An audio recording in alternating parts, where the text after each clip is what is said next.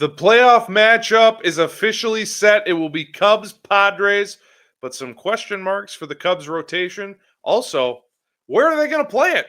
We'll find out this weekend, but we're going to talk about the Mets series and everything that came with it on the Setup Man podcast right now.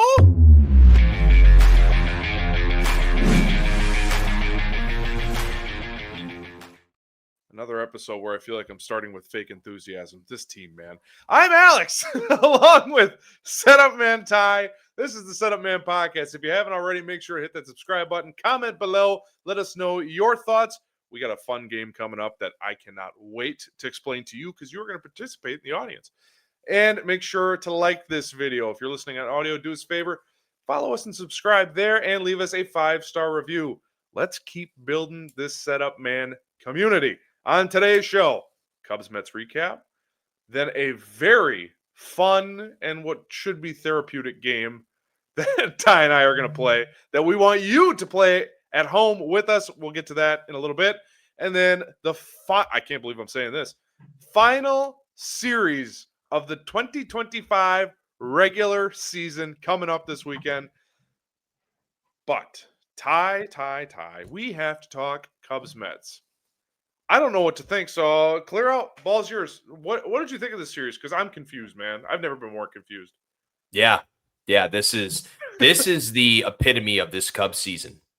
The highs and the lows, from starting pitching to injuries to a rotation that might be the most questionable injury we've had in a long time when it comes to Mr. Cade Horton, to the offense all of a sudden coming alive. 22 runs scored in the series. The last time the Cubs scored more than 22 runs in a series, Alex, can you guess? Oh, it's got to be like April or May.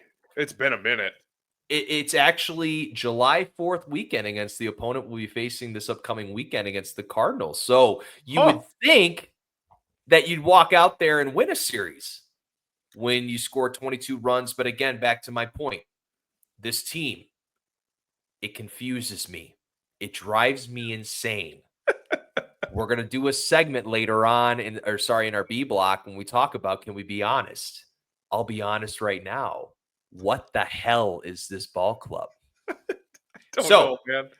I just want to make sure that we break down a few notes from this series, just because there has been so much that's happened here over the last couple of days, folks, that I just want to make sure that we can sort of just recap and rerun with what went down. So we look back at game one. Obviously, we have the Cade Horton injury. We'll talk about that here in a little bit. But I look back at that game. Of course, we're up 6-1, top of the fifth, runner at first, one out. Michael Soroka is on the bump. Francisco Alvarez hits a ground ball to Mr. Number 7. Dansby defender there to my right. Sure. A tough play. A tough play for a Gold Glover, a surefire when it comes to defensive metrics at the shortstop position. Just an overall tough play for him. Ultimately, we get down to where it is now 6-3. Taylor Rogers comes in, and somehow, some way, we are now tied 6-6. Yep. Ultimately lose 9-7. And you talk about a game that if you end up not getting this home wild card berth, you really look at this game. And I know this season has been a lot better than last year. When we look at last year and just how many games they ended up losing that were just so utterly frustrating, this is one of those, right? So that one, of course. But game two, we can get a little bit more positive. Matthew Boyd, if we're talking about a time of the year for you to figure it out, my friend, and I sure as hell want you to figure it out, you sure did. 5 1/3, 2 hits, 2 earned, 1 walk, 3 Ks. Matt Shaw, 3 for 4 with 3 hits, a home run, and 3 runs as well. And but with Boyd, because I'm going to talk about Shaw here in a little bit, with Boyd, it really comes down to location and him trying to find a way to make pitches in certain spots that ultimately set up for the duration of the at-bat. I thought that he did a tremendous job with that. And then back to my point, I don't know why I mentioned Matt Shaw's stats before I was going to talk about him, but I want to talk about this, right? these games when you have a rookie on the mound in Jonah Tong, right? Solid prospect. Had a rough first inning, started to find it there in the second inning. And his big thing is fastball up in the zone, change up down. Thank God we have Matt Shaw on this ball club who's a gamer because he finds a way to shoot one over to the right side. Ultimately, the Cubs end up scoring 5 in that inning. They win 10-3. But tonight, I do want to ask you, first off, Alex, I want to get your thoughts on that first inning fly ball between our, like I just mentioned, two players, Matt Shaw and Dansby Swanson. I wanted to get your thoughts on the fly ball that ends up being where Dansby makes the catch, falls into the stands, somehow throws it without looking. Matt Shaw catches it and makes one of the best throws I've ever seen to supposedly catch Francisco Lindor at home.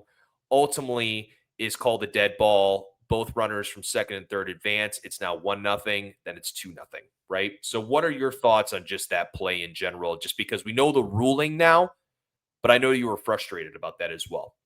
When it happened, I took to the group chat. I wasn't going to put this on Twitter because everyone on Twitter was, what a great play by Dansby. What a catch. Folks, I encourage you to go back and look at the replay.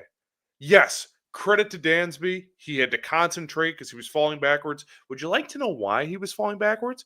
No one called it. Or Matt Shaw did, and Dansby didn't hear him. That's such a little league mistake. Ultimately, yes, they got the out.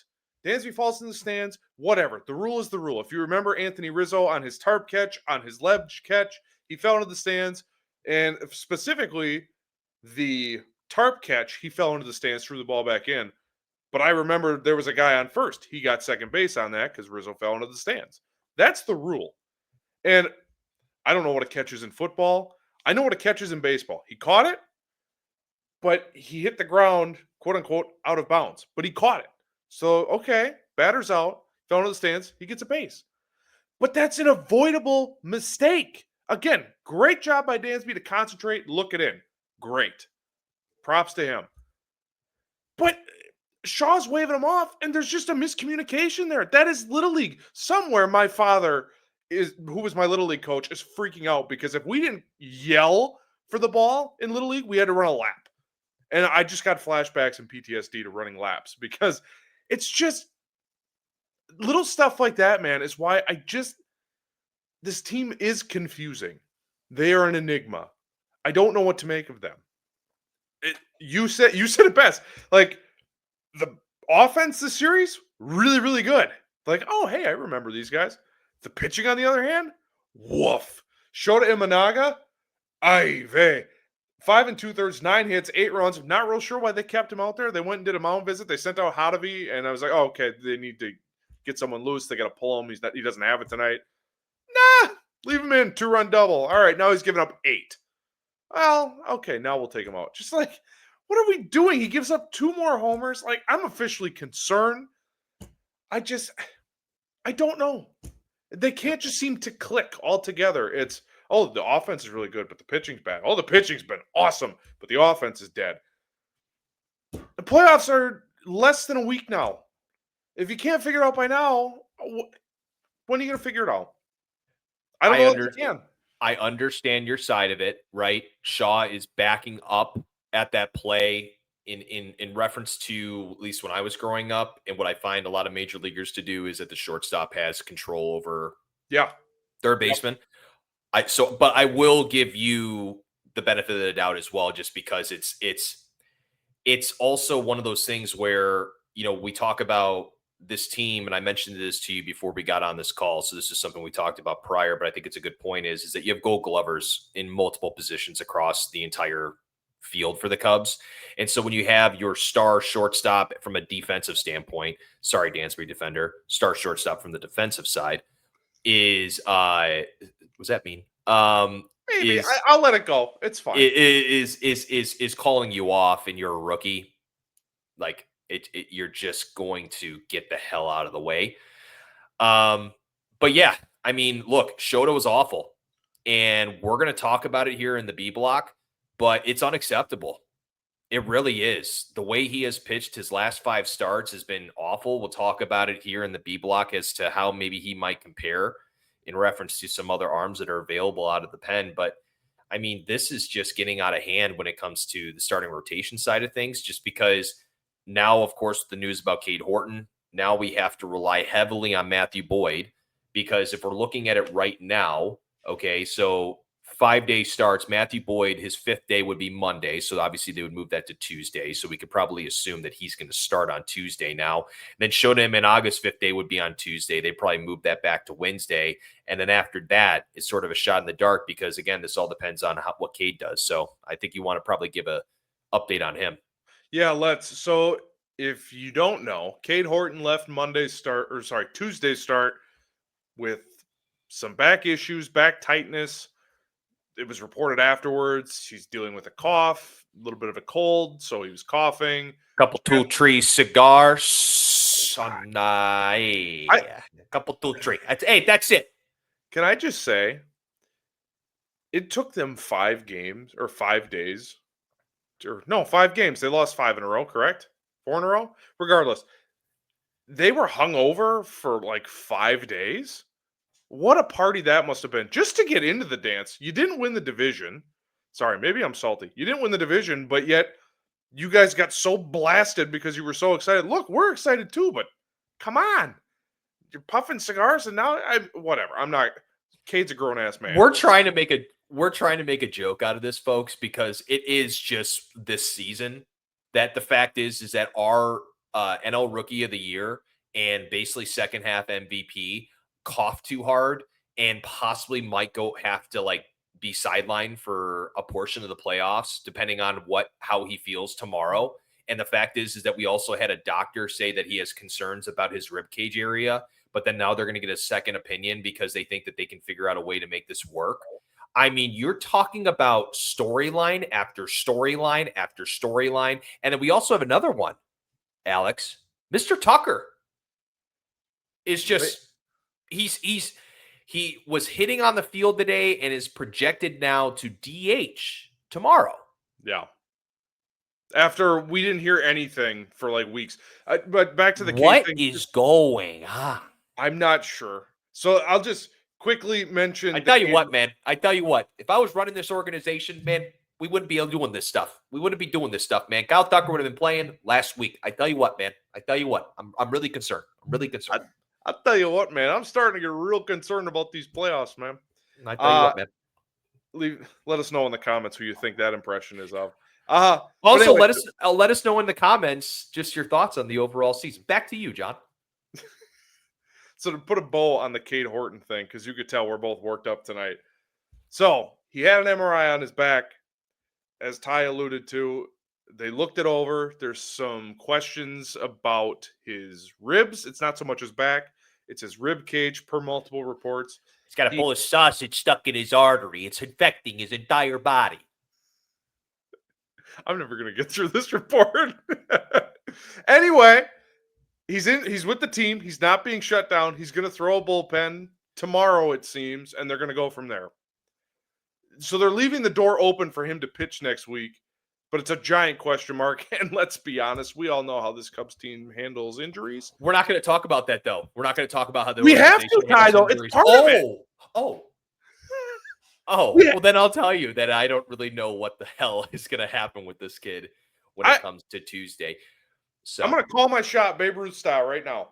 He's not buy the guy the nicest mattress this world has ever seen for every single day he needs to sleep. Like, find a way to get this guy on the field. He's a bulldog, dude. He probably is the one that's making this like story, because he's probably telling him like, I can throw, I'm fine.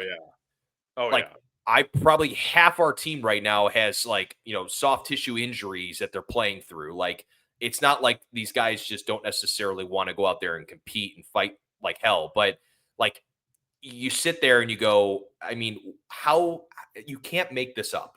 You can't make this up what this has turned into. I'm going to call my shot now. He's not pitching next week. The way this Cubs team has handled injuries, look what happened. Kyle Tucker. It took us 3 weeks to find out it was a calf, and then he was just gone, and all of a sudden then he's in Tampa, and now all of a sudden he's back and he's going to be DHing tomorrow. I don't trust this team when it comes to injuries, and that's well earned, by the way. This isn't me just being a whiny fan. Like, this is earned by them. We've listed numbers of examples throughout the entire season. I mean, Cody Bellinger had his ribs. Nico Horner had a wrist thing that they didn't take care of right away. Dansby Swanson had a knee thing that they didn't take care of right away. And this is through the last couple seasons. It's just, I don't trust them to get it right. And if there are real issues with his rib cage, are you going to risk him now when you have 3 capable starters? Boyd, Imanaga, Tyone. It's not great. You're not throwing your best bullets out there, but they are veterans with veteran experience. This would be Shota's first playoff run in Major League Baseball, so maybe that's something. But Tyone's been there. Boyd's been there. I mean, you have guys to fill in the gap. It's fine. Get him healthy. He is getting him healthy, whether it's for the rest of 25 or 26, that's the priority. I don't trust this medical staff. I don't. No further comment at this time. Roger that. Should we talk wild card standings, even though it's kind of over for the Cubs? I think it was announced by Major League Baseball that the Cubs will be taking on the Padres next week, starting Tuesday. The question, however, is where. Both teams are still fighting for the home field advantage, so I'm going to flash, if you're watching on YouTube, I'm going to flash the standings on the screen. So right now, as of recording, Cubs are up 2 games on San Diego. So essentially what that means is the Cubs either have to win 2 out of 3 against St. Louis this weekend, or San Diego has to lose 2 out of 3 to Arizona. Why does that matter? Arizona, if you can see on this graphic, they're down 2 games. They are still in this race. They are fighting like hell. They are not going to give up easy to San Diego, a rival. And also the Padres manager came out today and said he's bubble wrapping their stars in preparation for next week. So San Diego already has kind of been like, all right, we kind of feel like we're going to Wrigley.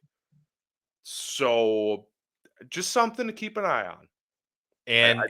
And just so everybody knows as well, if the Cubs and Padres are tied record-wise after Sunday, the Padres would ultimately have that tiebreaker just because right now they're 29-20 versus their interdivision.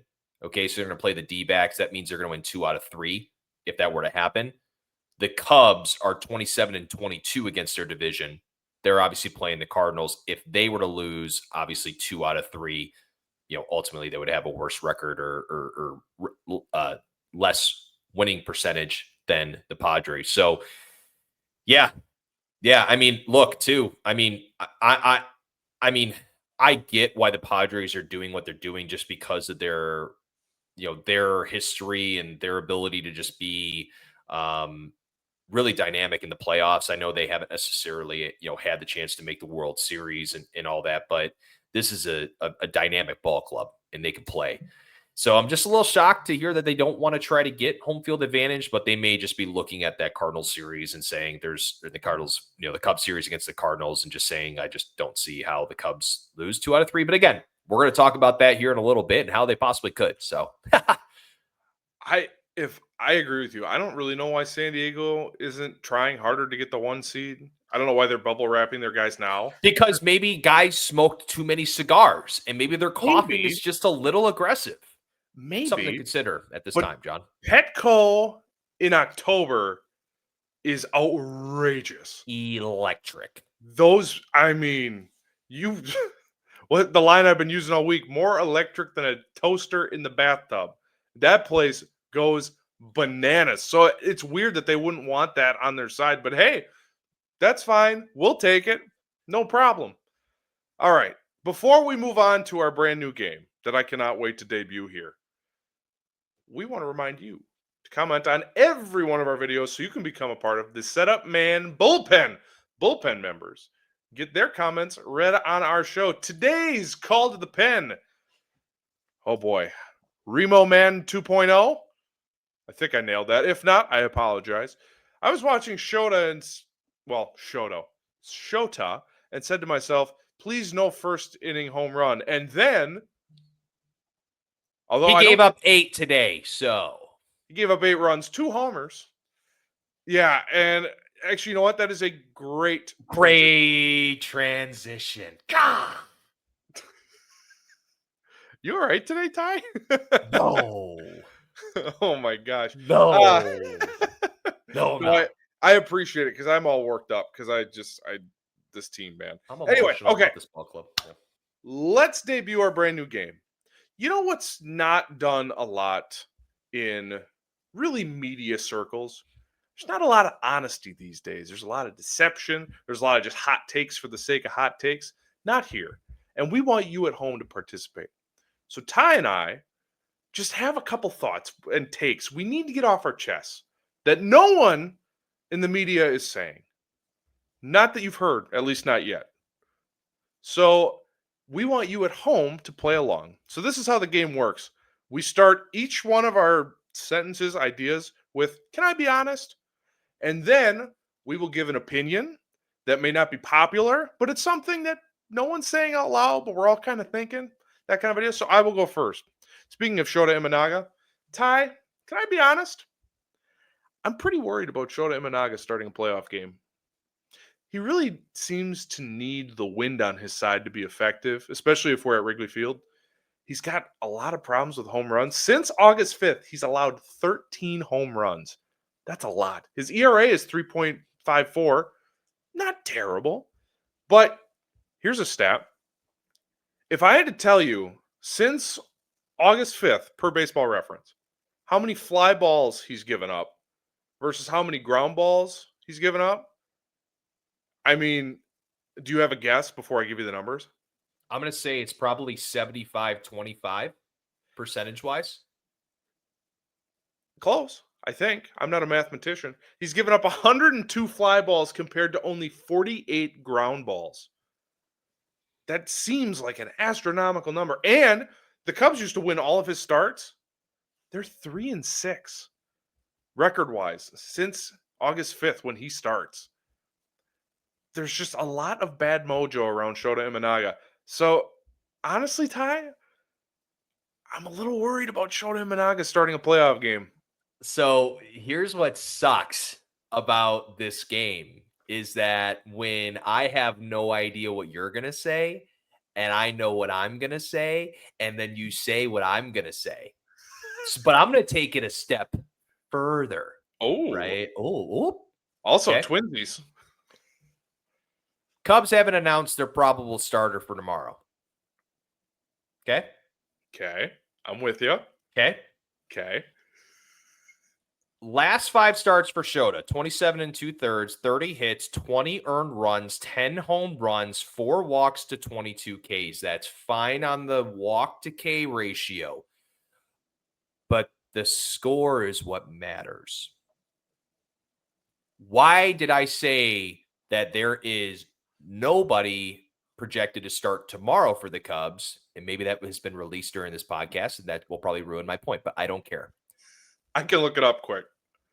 In his last 5 starts, this gentleman is 28, has gone for his line 28 in the 3rd innings pitched, 21 hits, 5 earned, 1 home run, 5 walks, 16 Ks, 3 out of 5 quality starts. That would be Mr. Jameson Taillon. Yeah. Can I be honest? Can I tell you my thoughts? You're Okay. Hey, this is the trust tree. No tell you what. judgment here. So I went from Italian to John Gruden. I have a lot more confidence right now in Jameson Taillon over Shota Imanaga for a playoff start. Yeah. And you know why I said Friday they don't have anybody projected? Because right now, Jameson Taillon, his last start is on Sunday. Okay. Let me just confirm that's the truth. Yep, that's the truth. Hold on a minute. We have the starters. So it'll be Colin Ray on Friday, Jameson Taillon Saturday, and Sunday is to be decided. I am guessing Sunday's going to be a bullpen day. Okay, that sucks because I had like this whole thing where I was going to say if JMO is on a 5-day plan, he pitches tomorrow, and then his 5th day next would be next Wednesday. So Matthew Boyd would go 2. Tuesday, and then JMO would go Wednesday, game 2. Look, okay, I'll just say But this. still make the point though, because I don't think you're wrong. I trust Tyone a heck of a lot more right now than I do Shota. The only thing is right. So, like, even like you look at the last 5 matchups, right? So, Shota's faced Atlanta twice, Tampa Bay, Cincy, and the Mets, right? It's not necessarily easy lineups, right? Tyone's faced Milwaukee, he's faced Atlanta, and then he's had Pittsburgh, Cincy, and the Angels. So, I give Shota a little bit of the benefit of the doubt with those matchups, okay? Also, too, again, this I'm always somebody who I can't make just a bold claim. I struggle with it, folks. I'm trying to get better at it. And I even look at the San Diego Padres lineup. Like, their left-handed hitters are Jackson Merrill, Gavin Sheets, Ryan O'Hearn, Jake Cronenworth, Luis Arias, right? All have, besides Ryan O'Hearn, better splits against righties versus lefties, right?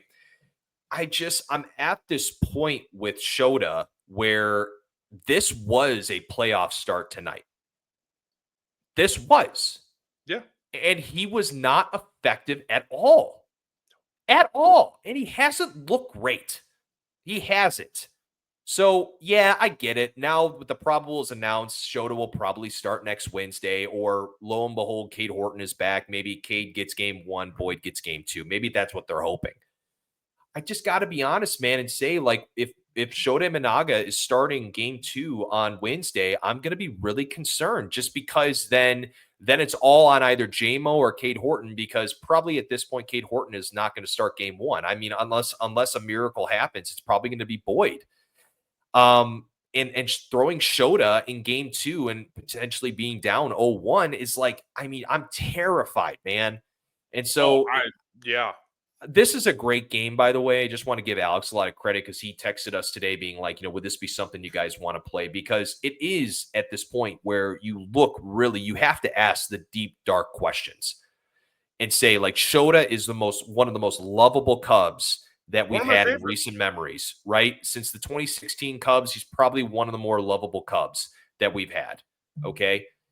I just sit here and go, he has not earned the opportunity to start over a guy like Jameson Taillon at this point. And I'm looking totally at recency bias. And I'm sorry, how can you not look at that? If Seiya Suzuki tonight didn't hit 2 home runs and we went into next Tuesday without him hitting 2 home runs, everybody and their mother would have said Moises Ballesteros should DH, and then Kyle Tucker can somehow play right field. That's obviously not going to happen because of the injury. But you get what I'm saying. If Seiya Suzuki didn't hit a home run or suck the rest of the weekend through St. Louis, the St. Louis series, everybody and their mother would be like, I really don't want to see Seiya in the lineup against a right-handed pitcher. So I'm just looking at it, folks. Like, if you disagree, comment below. If I'm looking at this from idiocracy and just not seeing the big picture, tell me. But I'm sorry, but I'm going to stick with my point. It's playoff time, man. What have you done for me lately? And look, Shota is one of my favorite Cubs in a very long time. Even on starts like tonight, he doesn't have it. I root so hard for this dude. He wants to be a Cub. He loves being here. Yes. I love watching him pitch. This isn't a personal thing. It's just, hey, man, you've really struggled in the last month. And the team, they're 3-6 in your last 9 starts. Like, that's not great when you're headed into the most important games of your season. You lose 2 out of 3 next week, or lose your first 2, it's over. And we wait until late March, April of next year. You can't screw around and, well, it's the David Ross thing, right? Well, we got to go with the guys who got us here. Okay, fine. But then he's got to have a real short leash. But then you're turning it over to guys like Aaron Savali and Mike Soroka. And how great do you feel about that? Or Assad or Ray, depending on how they set things out. I mean, do you feel great about that? Okay. The only part that you kind of feel good about is like you have depth. But the fact is that you shouldn't be relying on your number 2 or number 3 to only potentially go 3 to 4 innings in the playoffs. I'm sorry. That's just not how this works. Like the Phillies with Ranger Suarez and Christopher Sanchez and Jesus Luzardo, like some of these names, you're like, these are dudes that are going 5 easy. Not easy, but you know what I mean? You feel confident that they're going to give that to you. I just don't have that right now. And it's like, JMO has just shown so much more in the last 5 starts. Like, he had basically what Shota had, where JMO had the injury, so he had some time to get some bullets back in that arm, and he's looked fantastic. Shota had that earlier in the season, came back, and then now is starting to show like, yeah. Go ahead. Ty, can I be honest? Oh, It leads perfectly into my next thing. So I'm sorry if I'm hogging the ball here, but can I be honest? As the weeks have gone on, I'm still not over the 2025 trade deadline. Can I tell you why? why? Because on a game like Tuesday, when you're up 6-1 and the Mets are kind of creeping back, they're just creeping back and they're hanging around, they're not going away. You know who would have been really nice to have? Griffin Jacks, Johan Duran. This team, we were told all offseason, we're not going to spend the money now. We're going to wait and see how things look in July, and then we'll go for it. Not my ideal plan, but fine. I'll benefit of the doubt. Okay, great. At the deadline, they were a top 5 team in baseball. They were still playing decent baseball at that point. Things hadn't spiraled yet. And the only addition that they made that's had any sort of impact is Andrew Kittredge, or as we call Kitty lovingly on the show. Wow, that was really weird. That was weird. I didn't realize you had a voiceover for that, and I just made a absolutely. cat noise. Go back to your point, please. No, Anyway, please go back to your but point. he is the only guy that's had an impact. Willie Castro has been a ghost. He's on a milk carton. No one's seen him. Ghost. Then Taylor Rogers, I'm sorry, when he comes into the game, I'm thinking, oh God. Kyle and I talked about a couple weeks ago, wishing he would have came in over. Oh God, what game was that? And I'm looking back at that and going, man, whoa. It's just, whoa. It's always a roller coaster with him. It's not great. And I'm trying to think, who am I missing? Kittredge, Castro, Soroka. And Soroka, who was hurt. And I mean, he's been fine in the bullpen, but nothing exciting though. Nothing that makes you go, this team is pushing all the chips in. And look, even not really necessarily pushing all your chips in. These additions, look, are you done with your point? Go ahead. Pretty much, but I do want to say they did this whole margins BS thing again. And Carter, the 2032 comment was absurd. One of the craziest things I've ever heard from anyone that runs a sports organization in any sport. We have to worry about 2032. I get your overall point. But also, if you don't try, you're not going to get there. Well, look what the Diamondbacks did. Look what the Rays do. Look what the Brewers do. I don't care what those teams do. What are you doing for the Chicago Cubs? I'm not over the deadline yet because you see opportunities game after game of, did they get an impact bat that we all said they needed? No, they didn't. Not that Eugenio Suarez has been great in Seattle, but that team just won their division. Josh Naylor, another important piece for Seattle. Impact pitcher. Mike Soroka. No. Kittredge, yes. He has had a massive impact. Okay, cool. But when you traded for him, we were all like, oh, Andrew Kittredge? Okay, I guess. You didn't add impact talent when your team was top 5 record-wise in baseball. It makes no sense to me. I'm not over it. And honestly, I think it might cost them next week. I really do. Because if you have Griffin Jacks with Kittredge and Keller and a healthy Palencia, I mean, you shorten these games down. And if you have starting pitcher issues like they do, having a great, and they have a really good bullpen, you could have gotten a great bullpen. I'm still not over the deadline because I think it's going to haunt them. I think I will push back just slightly, just because they didn't expect that Kyle Tucker, Seiya Suzuki, and PCA would have these bad of second halves. Oh, fair. That's a fair point. So, and then of course, like you mentioned, you alluded to this already, so this isn't me calling you out for it, but obviously Matt Shaw has had a better second half than Eugenio Suarez. I think though, where this point comes in that's not analytical, and you can't measure this, But I can't remember who it was that said this, and they made a great point. You talk about giving a jolt, right? Oh, that was Rizzo on Johnny Manziel's podcast. Exactly. Thank you. And I think that is where this has been lost, is the idea of a jolt. And I get it. Mackenzie Gore, Edward Cabrera, some of these names you had to bring in from the starting rotation standpoint, yes, would have really probably hindered your future. Okay. But I think they probably were looking for just something. Like, was there just something out there to just give you something to feel better about? And I don't think this team felt that. And it was pretty evident there at the beginning, right after the all or right after the trade deadline.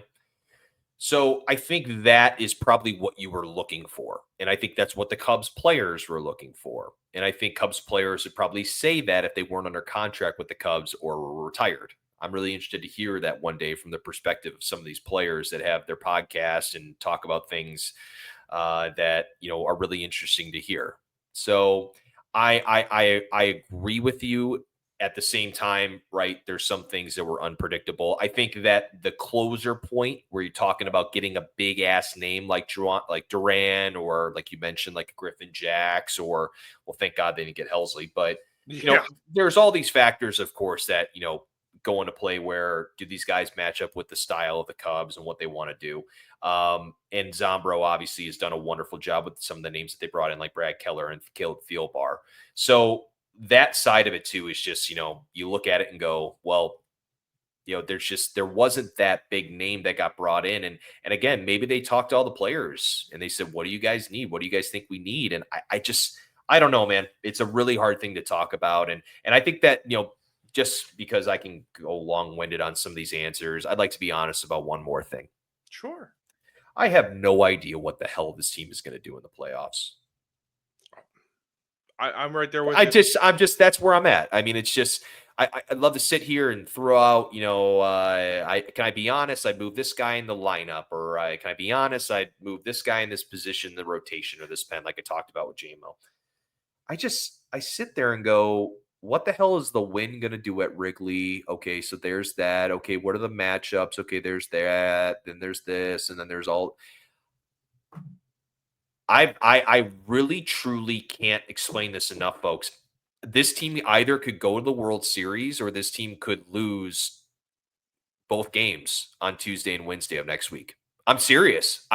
Because if they get hot, so if Seiya and Tucker comes back and looks good, and some of these guys step up in the playoffs, we have some unbelievable performances from our starting pitching, then you go to Milwaukee. You face Milwaukee enough, you know them, you're both familiar with each other. Maybe you find a way to somehow get 3 out of 5. You're probably going to a 5-game set, and then you go to a 7-game series where you go into Philly or wherever, and somehow, some way, turn out to be the D-backs and figure out a way to win in 7 games.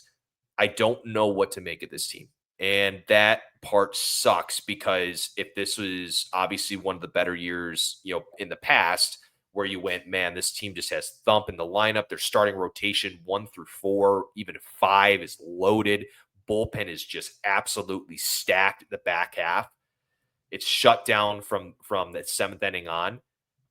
I just truly, as a podcaster, but more importantly, as just a Cub fan, I don't know what to make of this team. And if they somehow, some way get home field advantage, even then, I'm still thinking, like, I just don't know what to expect. I'm right there with you. The Perfect. only shred of hope I have, I mean, folks, if you listen to us long enough, y'all know I got some weird fandoms, but one of the teams I was trying to compare this team to was the 2023 Miami Heat basketball team. They were an 8 seed in the East. They barely beat the Bulls in the play-in tournament. They somehow get the 8 seed. All of a sudden, and they get Milwaukee in the first round. All of a sudden, Jimmy Butler got hot. Could that be Seiya Suzuki? He had 2 homers tonight. He's heating up. I mean, maybe that makes a difference. Maybe Seiya is going to get hot at the right time and kind of carry this lineup for a while. Then all of a sudden, they take on the Boston Celtics, and things got a little hairy, but they pull that out. And it's like an 8 seed just took down like the 3 best and the Knicks at the time. It's like, what? An 8 seed pulled off all these upsets. That's kind of wild. That's kind of the only thing I can think of for this Cubs team. Because they're kind of, if I'm comparing them to that Heat team, it was Jimmy Butler and the gang. This team was supposed to be Kyle Tucker and the gang. But Kyle Tucker, we have no idea what the hell that's going to look like starting tomorrow. Hopefully, Sayas heating up. PCA, he made some outstanding defensive The plays. defense tonight was unbelievable. Really Unbelievable. It really was. crazy. I think we didn't mention it at the beginning. We're mentioning it now. It was insane. Haps, diving play, PCA, and Swanson's obviously whatever in the world that was. But yes, carry on. Well, so we have all these questions about the offense. It's really the only way they're going to pull this off and make that 23 Miami Heat type miracle run is with pitching and defense, which is why I'm so disappointed in how Shota's looked the last month. Matthew Boyd, thank God he showed up, not a pulse because he hasn't been that bad, but by his standards, he's been pretty bad this season as of late. Kyone's been, yeah, as of late, he's been fantastic all season. I mean, was getting Cy Young votes up until about a month and a half ago. So they're going to need the pitching and the defense to kind of carry them, especially when you got these lineups with Machado, Tatis, Harper, Schwarber, who might win the MVP this year in the National League. It's not going to be pretty. If the pitching is what it has been, hey, now the offense, hopefully they're heating up. But, I mean, I'm there with you, man. I have no idea what to expect next week. Sunday, we are planning to do a wild card series preview. Well, it'll be the full gang. So make sure you like and subscribe on YouTube. It'll be myself, Ty, Kyle. That'll all be great. Very quickly, St. Louis series. We don't need to preview this in depth. We just went over the starters not that long ago. 2 out of 3. That's the goal. It has to be. Yeah.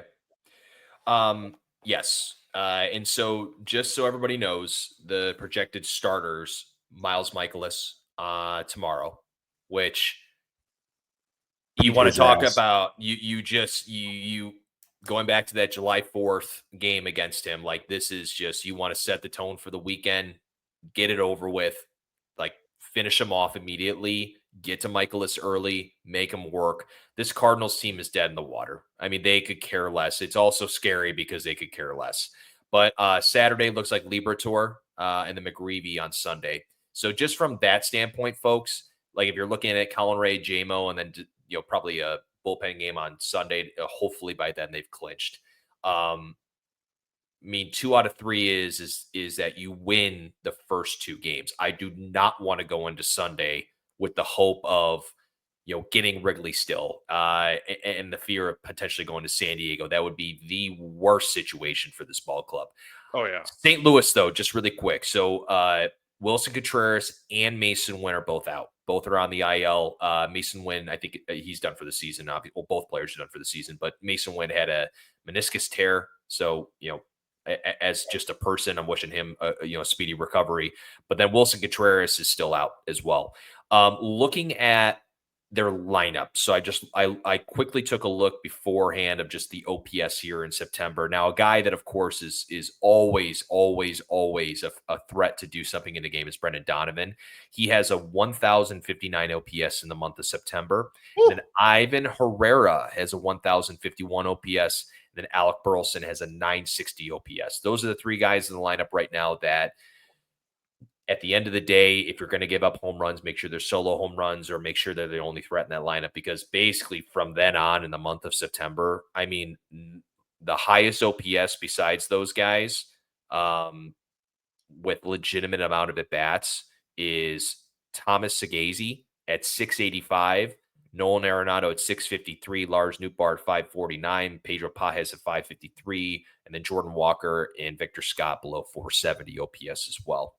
Look, you got 3 games, just 3 more. Make it 2. Make it 2 more. Don't worry about Sunday and don't worry about what the Padres are doing. Go out there and beat their ass on Friday and Saturday. Don't even make it a concern, right? The Cade news, Cade will do what he can. Tucker is going to come back. He's going to give his all to try to come back. Both those guys, they're going to do whatever they can to be on that ball, on that field on Tuesday against the Padres, hopefully at Wrigley, being able to contribute to that ball club. The rest of the team step up and end this thing by Saturday night. End it. Call it. Let's not worry about Sunday. That's all I have to say. Go Cubs. No more questions, Your Honor. Especially win tomorrow, because I sports hate Miles Michaelis so much.